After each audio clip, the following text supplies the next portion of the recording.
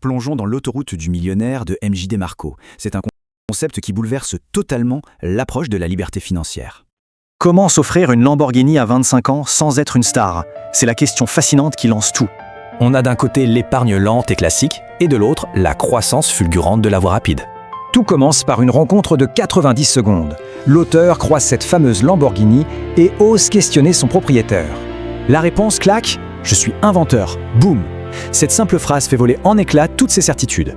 Mais après la fac, la réalité frappe fort. Dépression, dettes écrasantes et un enchaînement d'emplois sans aucun avenir. Retour à la case départ, chez sa mère. La pression est constante pour accepter un boulot classique et médiocre. Le vrai déclic? Une nuit glaciale à Chicago, coincé au volant de sa limousine. L'électrochoc absolu. Fini de subir. Il part s'installer à Phoenix avec seulement 900 $ en poche pour tout recommencer. À la bibliothèque du quartier, il apprend à coder. Son idée? Créer un annuaire mondial pour les limousines. Au début, c'est de la survie. Il vend des sites web 400 $, échangeant son temps contre l'argent. Le coup de génie, c'est d'arrêter de vendre son temps. À la place, il automatise la création de prospects. Ce système automatisé fait l'effet d'une bombe.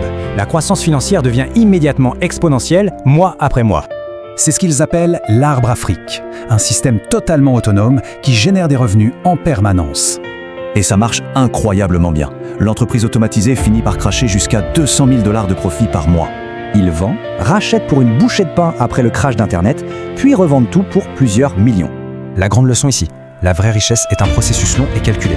Absolument jamais un coup de chance.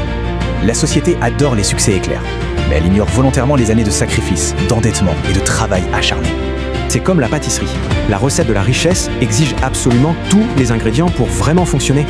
Ultime question, va-t-on se concentrer sur cette difficile recette ou juste espérer que le gâteau tombe du ciel ?